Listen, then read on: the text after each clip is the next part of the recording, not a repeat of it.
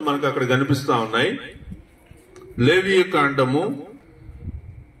ఒక స్త్రీ కడగా ఉండు కాలమునకు ముందుగా ఆమె రక్తస్రావం ఇంకా అనేక దినములు స్రవించినను, ఆమె కడగా నుండి కాలమైన తర్వాత స్రవించినను, ఆమె అపవిత్రత ఆమె కడగా నుండి దినముల్లో వలనే ఆ స్రావ దినములన్నీ ఉండును.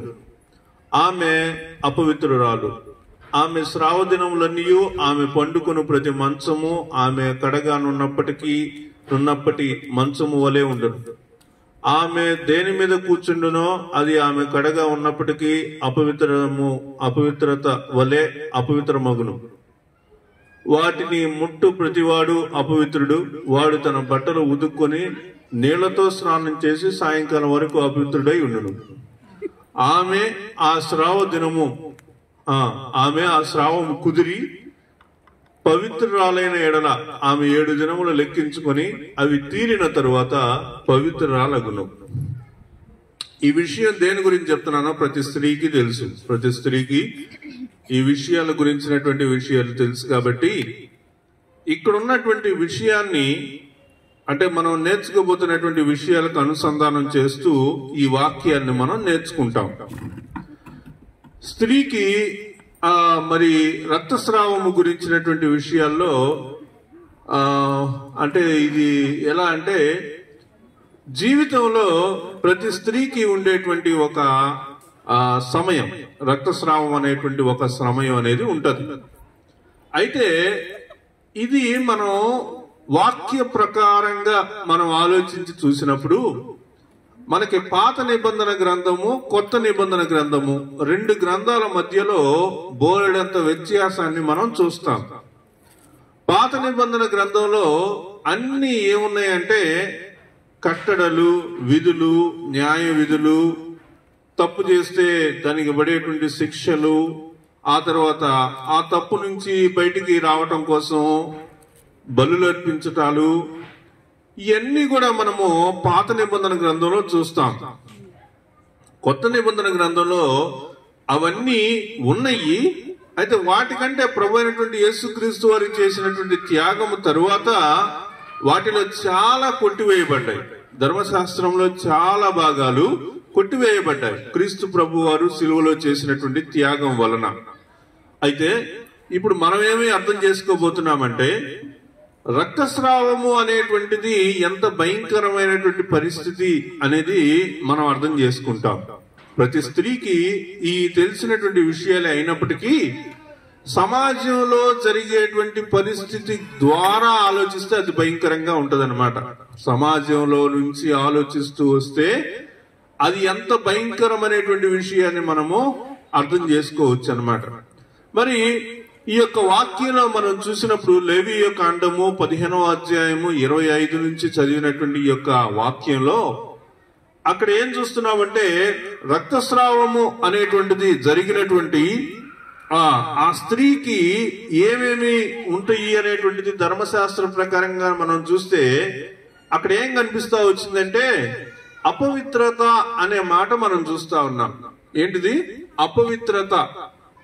ఈ రోజుల్లో మీరు ఇట్లాంటి మాటలు అది కూడా ఇవన్నీ చెప్తూ దాన్ని అపవిత్రత అని, పవిత్రత అని, లేకపోతే అవేవో రహస్యంగా జరిగేటువంటి లేకపోతే రహస్యంగా ఉండేటువంటి విషయాలు బయటికి మాట్లాడటం ఇది అంత పద్ధతిగా లేదు అనే అభిప్రాయం మనకు కలగొచ్చు. కానీ వాక్యం ద్వారా మనం నేర్చుకునేటప్పుడు కొన్ని సత్యాలు అనేటువంటివి మనం నేర్చుకోవాలన్నమాట. అందుకోసం నేను ఈ విషయాన్ని మీకు చెప్తా ఉన్నా.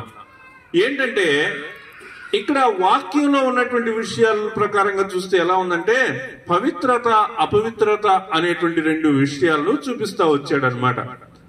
ఆ స్త్రీ కడగా ఉంది అంటే డల్గా ఉండి రోగంతో ఉన్నట్టుగా నీరసంగా ఉంది అని అర్థం. కడగా ఉంది అంటే నీరసంగా ఉంది అని అర్థం చేసుకోవాలి. సో నీరసంగా ఉండేటువంటి సమయము, లేకపోతే ఇంట్లోనే ఉండేటువంటి సమయము, బయటికి రాకూడనటువంటి సమయము, ఇలాంటి పరిస్థితుల్ని మనం చూస్తూ వచ్చినప్పుడు వాటిలో ఎప్పుడైనా ఆ సమస్యతోటి లేదా ఇక్కడ వాక్యంలో ఏం చెప్పాడు? అపవిత్రత అన్నాడు. ఆ విషయాన్ని రక్తస్రావం జరగటం అనేటువంటి దాన్ని ఒక అపవిత్రతగా చెప్తా వచ్చాడు. ఈ అపవిత్రత తోటి బయటకు వస్తే అప్పుడు దాన్ని బట్టి పరిస్థితులు ఎలా ఉంటాయి అనేటువంటి దానికి చాలా తీవ్రమైనటువంటి పరిస్థితులు దాని కింద భాగంలో రాశాడనమాట. అయితే నేను అవన్నీ చెప్పాలని అనుకోవట్లేదు, కానీ కొన్ని విషయాలు మాత్రం నేను మీతోటి పంచుకోవాలని ఆశపడతా ఉన్నా. ఈ రక్తస్రావము అనేటువంటి విషయాన్ని ఇశ్రాయేలీలు ఎంత భయంకరంగా ఆలోచిస్తారు.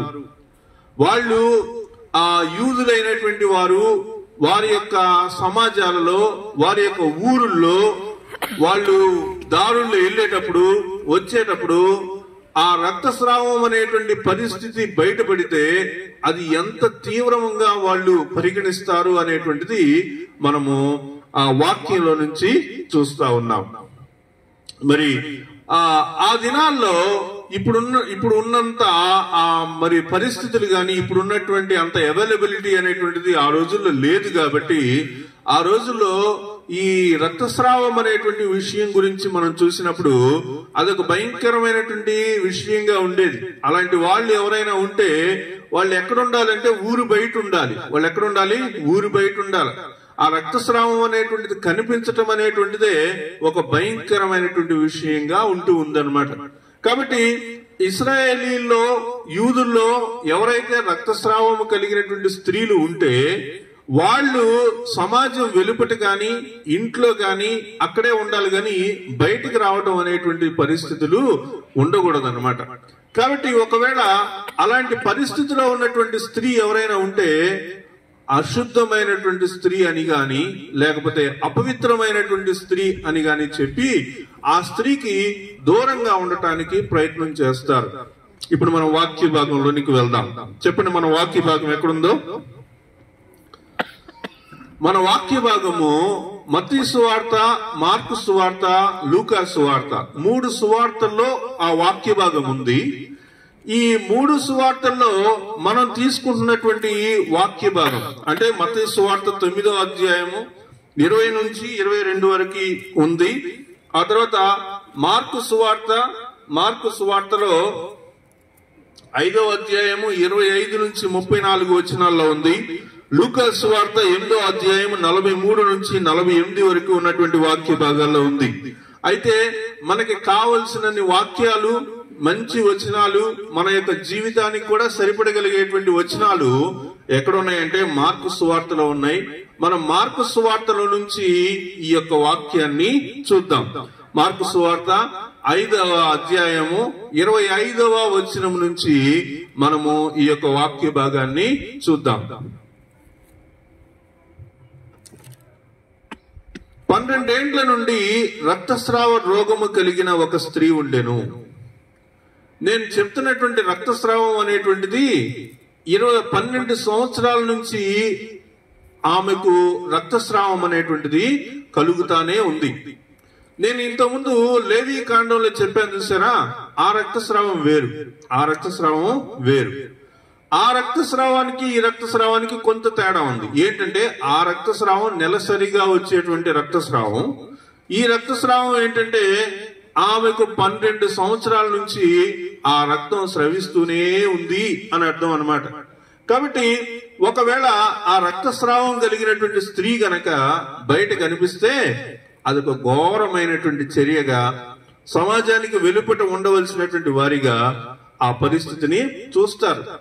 ఎవరన్నా ఒక ఇంటికి వెళ్ళారనుకోండి, ఇంటికి వెళ్ళినప్పుడు ఆ వ్యక్తిని లోపలికి ఆహ్వానించాలి లేదు అనేటువంటిది ఆ వ్యక్తి మీద ఆధారపడి ఉంటది. ఆ వ్యక్తి రక్తస్రావం కలిగినటువంటి వ్యక్తి అయితే ఆ ఇంట్లోకి రానియకుండా తోసివేస్తారు. ఆ స్త్రీ కూడా, మీకు వీడియోలో కనిపిస్తున్నటువంటి స్త్రీ కూడా గుడ్డల మూటలన్నీ మీద పెట్టుకొని వెళ్తా ఉంది. అంటే ఆ రక్తస్రావం ఏ రకంగా అవుతుందో ఆ రక్తస్రావానికి ఆమె ఆ బ్యాగ్స్ నిండా, సంచుల నిండా ఆ గుడ్డలన్నింటినీ ఎలా కుక్కుకొని వెళ్తుందో, మరి అది కనిపించడం అనేటువంటిది ఎంత అపవిత్రమైనటువంటి పరిస్థితో దీన్ని బట్టి మనకి అర్థమవుతా ఉంది. కాబట్టి ఆ స్త్రీ మనుషులెవరూ లేనటువంటి ఒక అంటే ఎవరు నివాస యోగ్యానికి అనువు కానటువంటి ఒక ప్రదేశంలో, ఎవరికి కంటపడకుండా ఉండేటువంటి ఒక ప్రదేశంలోనికి జీవించటానికి వెళ్ళిపోతారనమాట. రక్తస్రావం ఒక్క విషయమే కాదు, కుష్టు వ్యాధి కలిగినటువంటి వారు కూడా సమాజం వెలుపట వాళ్ళు కొండల్లో లేకపోతే మనుషులకు ఎవరికి కనిపించకుండా ఉండేటువంటి ప్రదేశంలో ఉంటారు. అయితే ఈ రక్తస్రావం అనేటువంటిది ఎంత భయంకరమైనటువంటి విషయం అనేటువంటిది మనకి వాక్యంతో పాటుగా ఈ యొక్క చలనచిత్రంలో నుంచి మనం చూస్తా ఉన్నప్పుడు ఆ పరిస్థితి అనేటువంటిది మనకి అర్థమవుతా ఉంది. ఇక్కడ 12 ఏళ్ల నుండి రక్తస్రావ రోగము కలిగిన ఒక స్త్రీ ఉండెను. ఆమె అనేక వైద్యుల చేత ఎన్నో తిప్పల పడి తన కలిగినదంతయు వ్యయం చేసుకుని ఎంత మాత్రమో ప్రయోజనం లేక మరింత సంకటపడెను. కాబట్టి ఆ 12 ఏళ్ల నుండి రక్తస్రావ రోగం కలిగినటువంటి స్త్రీ ఆమె అనేక వైద్యుల చేత ఎన్నో తిప్పులు పడింది. అంటే వైద్యుల కోసం మరి ఆ వైద్యుల దగ్గరికి వెళ్ళి మరి ఆ ఆపరేషన్లు గాని లేకపోతే ట్రీట్మెంట్లు గాని ఇంకా ఏమైనా గాని మరి ఎన్నో చేయించుకుంది, కానీ మరి వాటి వలన ఉపయోగం లేకుండా పోయింది. అంత మాత్రమే కాకుండా తనకు కలిగినదంతా వ్యయం చేసుకుని ఎంత మాత్రమో ప్రయోజనం లేక మరింత సంకటపడెను. మేము నిన్ను డాక్టర్ దగ్గర తీసుకెళ్తాం, ఎవరైనా జాలిగా చూసి ఒక స్త్రీ కదా, బాధపడుతుంది కదా రక్తస్రావంతో, మనం తీసుకెళ్లి బాగు చేపిద్దాము అని ఎవరైనా అనుకుంటే కూడా తన దగ్గర ఏమీ లేవు, డబ్బులన్నీ కూడా ఆల్రెడీ వ్యయం అయిపోయినాయి, డాక్టర్లకే ఖర్చు పెట్టేసింది. డాక్టర్లకు ఖర్చు పెట్టింది కానీ ఆ వైద్యులకి ఖర్చు పెట్టినా కానీ దానివల్ల ఉపయోగం లేకుండా పోయినట్లుగా మనం చూస్తా ఉన్నాం. అప్పుడు యేసు అక్కడ మనం చూస్తా ఉన్నాం, చూడండి. ఆమె యేసును గూర్చి విని 27వ వచనంలో చూస్తా ఉన్నాం. అప్పుడు ఆ స్త్రీ యేసు ప్రభు వారి గురించి విన్నదనమాట. మరి వాక్యంలో ఎవరు వచ్చి చెప్పారు, ఆమె ఎలా విన్నదో మనకు తెలియదు. కానీ ఇక్కడ ఉన్నటువంటి ఈ వీడియో ప్రకారం చూస్తే అక్కడున్న 2 మనుషులు ఆ స్త్రీతోటి ప్రభు గురించి చెప్పారు అనేటువంటిది చెప్తున్నారు. వాక్యంలో లేదు కాబట్టి దాన్ని మనం అంగీకరించాల్సిన అవసరం లేదు. అయినప్పటికీ కూడా ఒక ఉదాహరణగా వాళ్ళు చిత్రీకరించినటువంటి వీడియో నుంచి మనం గమనించగలుగుతా ఉన్నాం. క్రీస్తు ప్రభు వారు ఆయన చేస్తున్నటువంటి గొప్ప కార్యాలు, ఆశ్చర్య కార్యాల గురించి మార్కు సువార్త 3వ అధ్యాయంలో మనం చదివినప్పుడు ఆయన మరి ఒక చెయ్యి చాపు అంటాడు. చెయ్యి చాపినప్పుడు ఆ చెయ్యికి ఉన్నటువంటి కుష్టి వ్యాధి నయమైపోయి బాగుపడతారు. అప్పుడు ప్రజలందరూ కూడా ఆయన్ని వెంబడిస్తూ ఆయన మీద పడుతూ ఉంటారన్నమాట. ఆయన ఎక్కడికి వెళ్తే అక్కడికి వెళ్తూ ఉంటారు. కాబట్టి ఆమె యేసును గూర్చి విని నేను ఆయన వస్త్రము మాత్రము ముట్టినా బాగుపడదననుకుని జన సమూహంలో ఆయన వెనుకకు వచ్చి ఆయన వస్త్రము ముట్టెను. కాబట్టి ఆ స్త్రీ మరి మనం చూస్తూ ఉన్నప్పుడు, వాక్యంలోంచి మనం చూస్తా ఉన్నప్పుడు ప్రభువారి గురించి తెలుసుకుంది.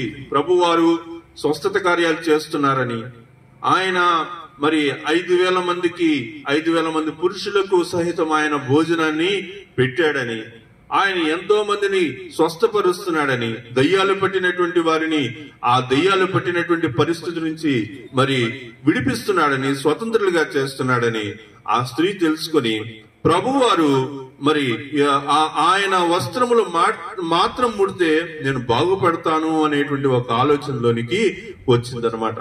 ఆ స్త్రీ ఏం చేస్తుందండి, నేను ఆయన వస్త్రం మాత్రం ముట్టినా బాగుపడదును అనుకొని జన సమూహంలో ఆయన వెనుకకు వచ్చి ఆయన వస్త్రము ముట్టాను.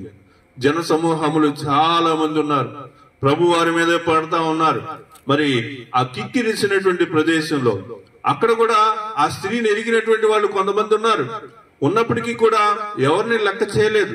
తను మనసులో నిర్ణయించుకున్నటువంటిది ఒకే ఒక్క విషయాన్ని తన యొక్క మనసులో తాను నిర్ణయించుకుంది. ఏంటది? నేను ఆయన యొక్క వస్త్రపు చెంగు ముట్టితే కూడా నేను బాగుపడతాను అనేటువంటి విషయాన్ని తన మనసులో స్థిరపరచుకుందనమాట. విశ్వసించింది. ఏమని విశ్వసించిందండి? ఆయన వస్త్రము మాత్రము ముట్టినా బాగుపడతాను అనేటువంటి మాట అనుకొని ఆ జన సమూహంలో ఆయన వెనుకకు వచ్చి ఆయన యొక్క వస్త్రము ముట్టింది. అలా ముట్టినప్పుడు వెంటనే 29వ వచనం చూడండి, వెంటనే ఆమె రక్తధార కట్టెను. కాబట్టి తాను విశ్వసించింది, ఎరిగి భయపడి వణకుచూ వచ్చి ఆయన ఎదుట సాగిలపడి తన సంగతి అంతయు ఆయనతో చెప్పెను. తన సంగతి అంతా ఆయనతో చెప్పెను. మనం కూడా సాక్ష్యం చెప్పేటువంటి విషయం. అందుకే ప్రభు చేసినటువంటి మేలును, ప్రభువు ఎలా రక్షించాడు, ఎలా మనం మారు మనసు పొందాం, ఎలా స్వస్థత కార్యం జరిగింది, ఎలా అద్భుత కార్యం జరిగింది, ఈ విషయాలన్నిటినీ కూడా మనము సమాజం ఎదుట ఎప్పుడైతే చెప్తామో అదే ప్రభు కొరకు మనం ఇచ్చేటువంటి సాక్ష్యం. సాక్ష్యం చెప్పే విషయంలో నిర్లక్ష్యం చేయకూడదు. మనం ఎప్పుడైతే సాక్ష్యం చెప్పడానికి అవకాశం వచ్చిందో దాన్ని మనం సద్వినియోగం చేసుకోవాలి. ఏమని చెప్పాలి సాక్ష్యంలో? ప్రభువారు చేసినటువంటి మేలులు, ప్రభువారు ఎలా రక్షించారు, ఎలా మారు మనసు పొందావు, ఎలా బాప్తిసం పొందావు, ఎలా క్రైస్తవురాలు అయ్యావు అనేటువంటి విషయాన్ని మనం తెలుసుకోవాలి, నేర్చుకోవాలని వాక్యం ద్వారా మనము నేర్చుకుంటా ఉన్నాం. కాబట్టి అప్పుడు ఆయన స్త్రీ తనకు జరిగినది ఎరిగి భయపడి వణుకుచూ వచ్చి ఆయన ఎదుట సాగిలపడి తన సంగతి అంతయు ఆయనతో చెప్పాను.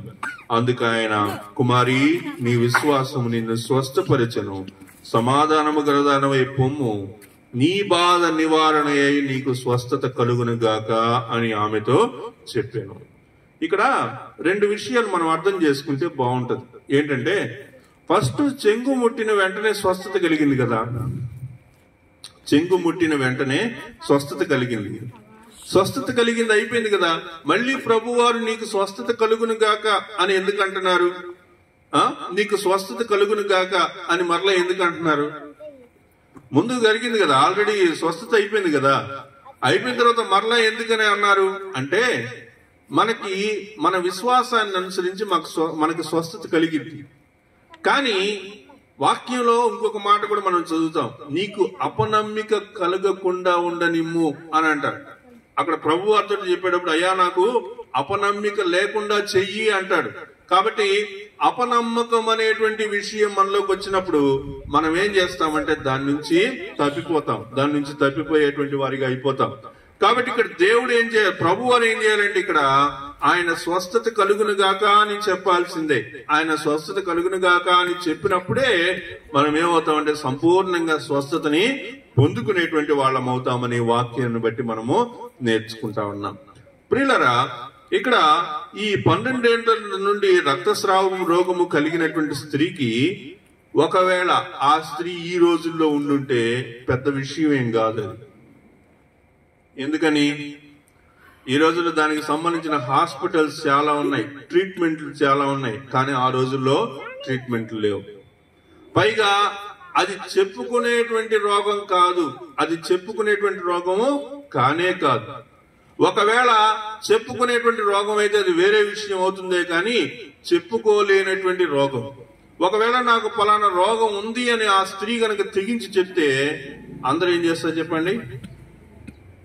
రాళ్లతో కొట్టి చంపేస్తారు, సమాజం వెలుపటికి నెట్టేస్తారు. ఎందుకంటే రక్తస్రావం అయినటువంటి స్త్రీ అపవిత్రురాలు అనేటువంటిది ధర్మశాస్త్రంలో ఉంది. కాబట్టి అపవిత్రతతోటి జనుల మధ్యకు నువ్వు ఎలా వచ్చావు, నిన్ను ముట్టినటువంటి వాళ్ళందరూ కూడా అపవిత్రులే అవుతారు కదా అనే ఆలోచన ఉంటది. కాబట్టి ఎవరు చెప్పలేనటువంటి స్థితి అన్నమాట. కాబట్టి ఆ స్థితిలో తనకున్నటువంటి బాధ అంతటిని ప్రభువారు తొలగించారు. తనకున్నటువంటి ఆ రక్తము కలిగినటువంటి గుడ్డలన్నీ కూడా ఆమె ఏం చేసింది? మంటలో వేసేసింది. వాక్యంలో లేదులే, కానీ అక్కడ కనిపిస్తుంది కాబట్టి చెప్తున్నాను. అంటే బాధ అంతా కూడా తొలగిపోయింది అని చెప్పడానికి ఒక ఉదాహరణ అది, అంతే. కాబట్టి ఆ బాధ అంతటిని తొలగించుకుని ఆ మోషే ధర్మశాస్త్రంలో రాయబడినట్టుగా ఆ స్త్రీ ఏమవ్వాలి? పవిత్రాలైతే ఏం చేయాలి? ఆ 7 దినాలు దూరంగా ఉండి స్నానం చేసి, సముద్రంలో స్నానం చేసి పవిత్రురాలు అవ్వాలి. కాబట్టి ఆ స్త్రీ దేవుడు తనకు చేసినటువంటి మేలును బట్టి, ఆ స్త్రీకి దేవుడు చేసినటువంటి స్వస్థతను బట్టి, తాను విశ్వసించినటువంటి రీతిగా తాను ఆ నీటిలో తాను శుద్ధి చేసుకుని పవిత్రాలు అవుతా ఉన్నది. తాను శుద్ధి చేసుకుని పవిత్రాలు అవుతున్నది అనేటువంటి దేనికోసం అంటే, దేనికోసం? ధర్మశాస్త్రం కోసం. దేనికోసం? ధర్మశాస్త్రం కోసం. కానీ నిజానికి చెప్పాలంటే ప్రభువారు తాకినప్పుడే, ప్రభువారిని ఎప్పుడైతే మరి ఆ ప్రభు వారు ఎప్పుడైతే తన యొక్క వస్త్రపు చెంగును ముట్టనిచ్చాడో, లేకపోతే ఎప్పుడైతే ఆ వస్త్రపు చెంగు ముట్టిందో అప్పుడే స్వస్థత అనేటువంటిది కలిగింది. నాలో నుండి ఇక్కడ మనం నేర్చుకోబోతున్న విషయం, నాలో నుండి ప్రభావము బయలు వెడలెను అనే మాటను చూసారా? దాని గురించి మనం కొద్దిగా ఆలోచించాలి.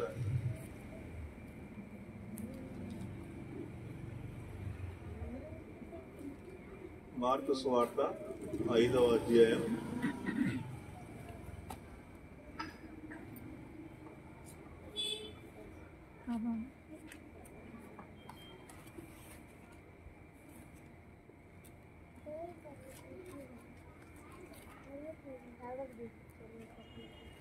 'యేసు తనలో నుండి ప్రభావము బయలు వెళ్ళెనని తనలో తాను గ్రహించి'. ఈ మాట చూడండి కొద్దిగా, ఎందుకంటే ఇక్కడ ప్రభువారు ఆజ్ఞాపిస్తే స్వస్థత కలిగిందా, తాను వస్త్రపు చెంగు ముట్టితే నేను బాగుపడతానని అనుకోని ముట్టితే బాగుపడిందా? తనకు తాను నిర్ణయం తీసుకుంది, హృదయంలో నిశ్చయించుకుంది, తనకు తాను హృదయంలో నిశ్చయించుకుంది.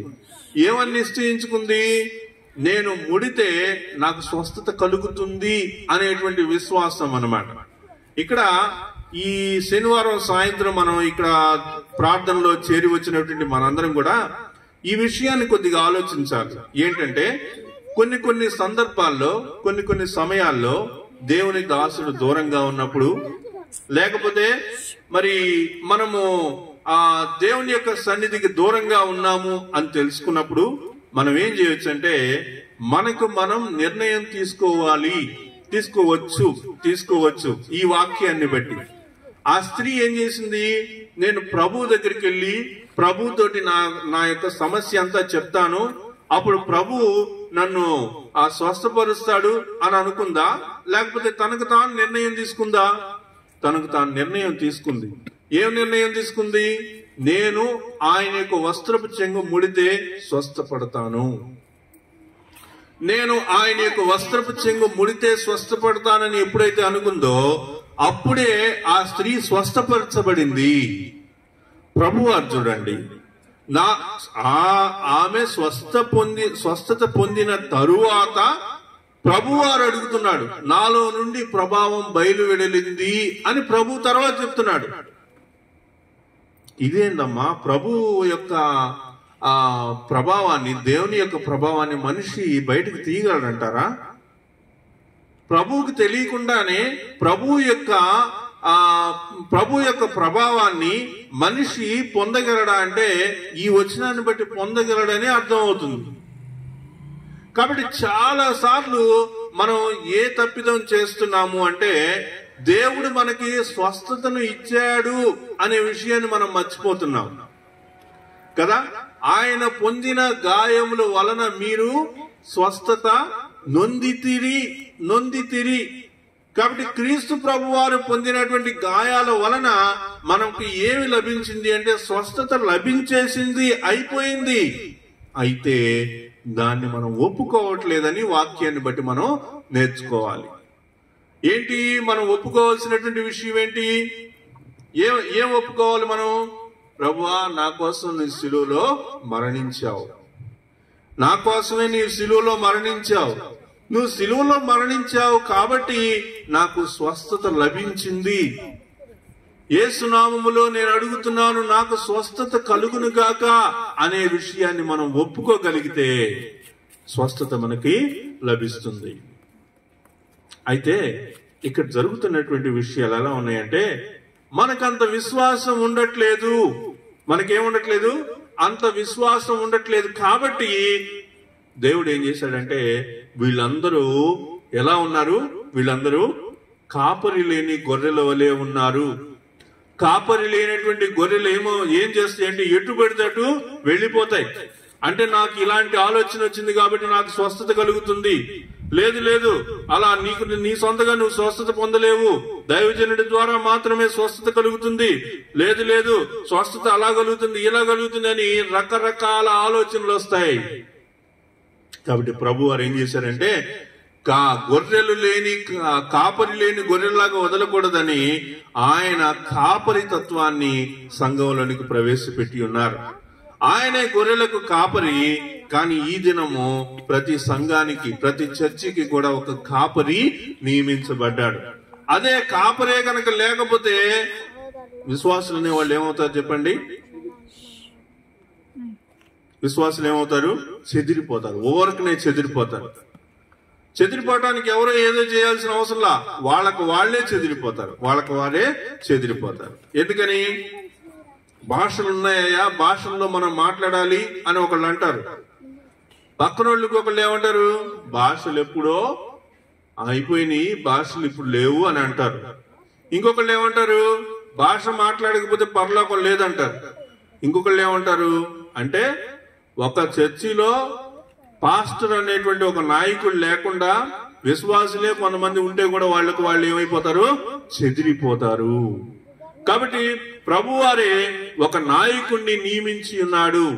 కాబట్టి మనం ఇక్కడ స్వస్థత అనేటువంటి విషయాన్ని 12 సంవత్సరాల నుంచి రక్తస్రావ రోగికి ఉన్నటువంటి యొక్క స్వస్థత గురించి మనం నేర్చుకునేటువంటి క్రమంలో 3 విషయాలు మనకు అర్థం అవ్వాలి. ఏంటంటే, ఒకటి, నీకు నువ్వుగా ప్రభువునందు విశ్వాసం ఉంచాలి. అది ఏదైనా గాని నేను పర్టికులర్ గా ఈ రక్తస్రావ రోగం కలిగినటువంటి స్త్రీనే ఎందుకు తీసుకున్నానంటే, తాను చేయాల్సిన ప్రయత్నాలన్నీ చేసేసింది. తన స్వస్థత కోసం తను ఏం చేసింది? తనకి ఏమేమి ప్రయత్నాలు చేయాలో అన్ని ప్రయత్నాలు చేసింది. ఏ డాక్టర్ దగ్గరికి, ఎలాంటి స్పెషలిస్ట్ దగ్గరికి వెళ్ళాలో వెళ్ళింది. ఆ రోజుల్లో ఉన్నటువంటి వైద్యకారుల దగ్గరికి వెళ్ళింది. తనకున్న ఆస్తి అంతటిని కూడా మరి ఆ వైద్యుల దగ్గర మొత్తాన్ని ఖర్చు పెట్టేసింది. తను దానివల్ల ఎంత ఏం జరిగినా కానీ ఇంకా ఇబ్బంది ఎక్కువ అవుతుందే కానీ దానివల్ల ఎలాంటి లాభం లేదనేటువంటి విషయం తెలుసుకుంది. దేవుడు తప్పితే ఇంక మనిషి స్వస్థపరచలేడు అనేటువంటి స్థితికి వచ్చేసింది. అప్పుడు దేవుని మీద విశ్వాసం ఉంచింది. ప్రియులరా, ఈ పరిస్థితిని నేను మన యొక్క సమాజంలో ఉన్నటువంటి వారందరికీ నేను ఆపాదించి మాట్లాడుతున్నా. ఎలా అంటే, మనకుండేటువంటి సమస్యలు, శోధనలు, ఇరుకులు, ఇబ్బందులు ఎదురైనప్పుడు మనం ఏం చేస్తామంటే, మనం అనారోగ్య సమస్యలు అయితే హాస్పిటల్ మీద ఆధారపడతాం. అదేదైనా పెళ్లికి సంబంధించి అయితే ఫలానా విషయాల మీద ఆధారపడతాం. అదేదైనా ఇంకా డబ్బులకు సంబంధించిన ఫినాన్షియల్ మ్యాటర్స్ అయితే అది ఇంకొక విషయం గురించి మనం దాని గురించి ఆలోచిస్తాం. అయితే దేవుడి దగ్గరికి మనం ఎప్పుడు వస్తామంటే, ఈ స్త్రీ వచ్చినట్టుగానే మన దగ్గర ఉన్నటువంటి విషయాలన్నీ అయిపోయిన తర్వాత, మన దగ్గర అన్ని డబ్బులు అయిపోయిన తర్వాత, మనం అప్పుల పాలైపోయిన తర్వాత, మనం ఇంకా నాశనానికి చేరువుగా ఉన్నాము అని తెలుసుకున్నప్పుడు మనందరం కూడా ఏం చేస్తున్నామో, ఈ యొక్క రక్తస్రావ రోగము కలిగినటువంటి స్త్రీ వలె మనం కూడా ఆ సమయంలో ప్రభు దగ్గరికి వస్తా ఉన్నాం. అయితే ఈ రక్తస్రావ రోగం కలిగినటువంటి స్త్రీకి ప్రభు గురించి అప్పుడే తెలిసి ఉండొచ్చు. అంటే ప్రభు గురించినటువంటి విషయాలు చాలా తక్కువ కాలంలో తెలిసి ఉండొచ్చు. కానీ మనకైతే మన యొక్క పుట్టుక నుంచి మనకి క్రైస్తవ్యాన్ని గురించి బాగా తెలుసు. అంటే మన యొక్క పరిస్థితులు సాధారణంగా ఎలా ఉన్నాయని నేను అభిప్రాయపడుతున్నానంటే, మనము దేవుని గురించి తెలిసి కూడా ఆయన యొక్క శక్తిని ఆశ్రయించేటువంటి వాళ్ళం కాదు అనే విషయం అర్థం అవుతుంది. నాకు యేసు ప్రభు కావాలి, కానీ ఆయన శక్తిని నేను అనుభవించేటువంటి విషయం నాకు పెద్దగా ఆశ లేదు. క్రీస్తు ప్రభు వారి యొక్క శక్తిని, ఆయన యొక్క శక్తిని పొందుకోవాలి అనేటువంటి ఆలోచన పెద్దగా లేనట్లుగా మన యొక్క క్రైస్తవ లోకము ఉంటా ఉంది. ప్రియులరా, 12 సంవత్సరాల నుంచి రక్తస్రావ రోగం కలిగినటువంటి స్త్రీ కంటే మనం ఇంకా బెటర్, మనం ఇంకా గొప్పవాళ్ళమే. ఎందుకంటే ఆ స్త్రీకి ఎంతో తక్కువ కాలంలోనే సువార్త అందింది. కానీ మనకైతే చిన్నప్పటి నుంచే, మన యొక్క బాల్య దినాల నుంచే, అనేక సంవత్సరాల నుంచే క్రీస్తు ప్రభు వారి గురించినటువంటి విషయాలు మనకి తెలియపరచబడతా ఉన్నాయి. కాబట్టి వాక్యంలో మనం చూసినప్పుడు, వాక్యంలో మనకేం కనిపిస్తా ఉందంటే, ఆ స్త్రీ గురించి చూసినప్పుడు 27వ వచనంలో, యేసును గూర్చి విని, ఆమె యేసును గూర్చి విని, యేసు ప్రభు వారిని గురించి మీరు ఎంతకాలం నుంచి విన్నారమ్మా? యేసు ప్రభు అనేటువంటి విషయం మీకు ఎన్ని సంవత్సరాల నుంచి తెలుసు? మీరు ఎన్నెన్ని సువార్త సేవలు, మీరు మీ చర్చిలకు వెళ్తూ ఉన్నారు. దేవుని యొక్క వాక్యం వింటున్నారు, మీరు మీ పిల్లలు సండే స్కూల్కి వెళ్తూ ఉన్నారు, ఆ తర్వాత మీరు చర్చిలకు వెళ్తూ ఉన్నారు, ఆయా ప్రదేశాల్లో మీటింగ్స్ పెడితే అక్కడికి వెళ్ళి కూర్చుంటున్నారు. ప్రభు వారి గురించినటువంటి విషయాలు మీకు బోలెడు తెలుసు. ఫోన్ లో చూస్తా ఉన్నారు, వాట్సాప్ లో చూస్తా ఉన్నారు, యూట్యూబ్ లో చూస్తా ఉన్నారు. ఆ పలు రకాలైనటువంటి మీడియంస్ లో మీరు దేవుని యొక్క వాక్యాన్ని వింటున్నారు, కానీ ఆయన యొక్క శక్తిని ఆశ్రయించలేకపోతున్నారని నేను అనుకుంటా ఉన్నాను. ఈ 12 సంవత్సరాల నుంచి రక్తస్రావ రోగంగా ఉన్నటువంటి ఈ స్త్రీ దేవుని యొక్క శక్తి మీద ఆధారపడింది, విశ్వాసం కలిగి ఉంది, వెళ్లి ఆయన యొక్క వస్త్రపు చెంగును ముట్టింది. ప్రియులారా, ఈ రోజు ఈ సాయంకాలం వేళ ఈ వాక్యం ద్వారా నేను కూడా మిమ్మల్ని అదే అడుగుతా ఉన్నాను. మీకు ఆ స్త్రీకి ఉన్నంత విశ్వాసం మీకుందా? ఆ స్త్రీకి ఉన్నటువంటి విశ్వాసమే కనుక మనకి కూడా ఉంటే ఎప్పుడో మనం ఎన్నో గొప్ప స్వస్థత కార్యాలు మనం అనుభవించేవాళ్ళం, ఎన్నో మార్పులు మన యొక్క కుటుంబాల్లో జరిగాయి, ఎన్నో శక్తివంతమైనటువంటి దేవుని యొక్క కార్యాలు మన యొక్క కుటుంబంలో జరిగాయి. అలా జరగకపోవడానికి కారణం ఏంటంటే ఆయన యొక్క శక్తిని మనము ఆశ్రయించట్లేదు. ఈ సాయంకాలం వేళ ఈ 12 సంవత్సరాల నుంచి బాధపడుతూ వచ్చినటువంటి రక్తస్రావం రోగం కలిగినటువంటి స్త్రీ ఎలా రక్షింపబడిందో, ఎలా స్వస్థపరచబడిందో, ఎలా దేవుణ్ణి ఆశ్రయించిందో ఈ విషయాలు మనం నేర్చుకున్నామని నమ్ముతా ఉన్నాను. చివరిగా నేను మీకు 2 వచనాలు చెప్పి ముగించాలని ఆశపడతా ఉన్నాను. మరి అపవిత్రతను దేవుడు మన నుంచి తొలగిస్తానని ఆయన మనకు వాక్యాన్ని తెలియజేసి ఉన్నారు. యెహెజ్కేలు గ్రంథం 36వ అధ్యాయము 25వ వచనాన్ని మనం చూసినప్పుడు 36వ అధ్యాయము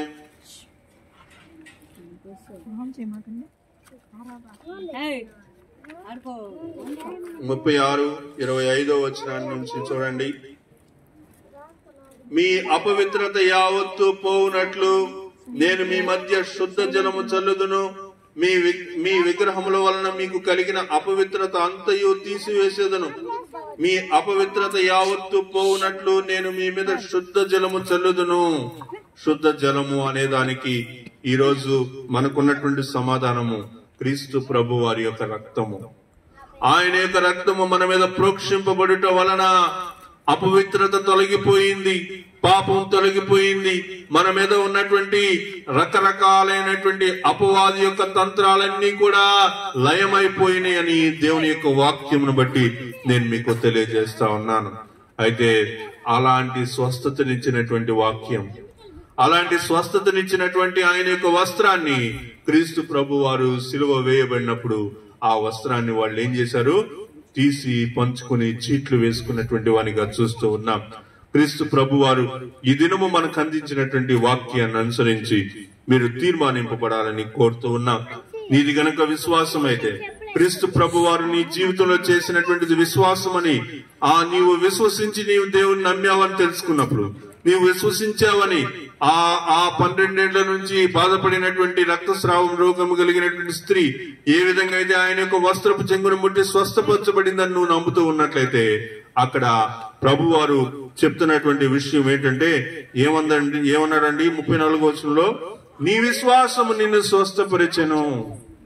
స్వస్థత అనేటువంటిది ఎప్పుడు ఎక్కడ జరుగుతా ఉందంటే మనము విశ్వసించినటువంటి కొలది, మనం ఆయనను విశ్వసించినటువంటి కొలది మనము స్వస్థపరచబడతాము.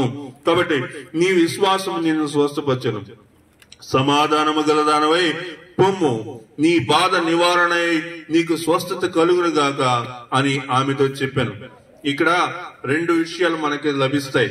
ఒక విషయాన్ని నువ్వు చేస్తే 2 విషయాలు నీకు లభిస్తాయి. నీ విశ్వాసం చూపిస్తే నీకేం కలుగుతుంది? సమాధానం కలుగుతుంది. సమాధానం కలుగుతుంది, నీ హృదయానికి సమాధానం కలుగుతుంది, నీ శరీరానికి స్వస్థత కలుగుతుంది. దేవుడు తన యొక్క పరిశుద్ధ వాక్యాన్ని మన యొక్క వినికిల్లో ఈ యొక్క సాయంకాలం వేళ ఆశీర్వదించి దీవించును గాక. ప్రార్థన చేసుకుందాం. ప్రియులారా,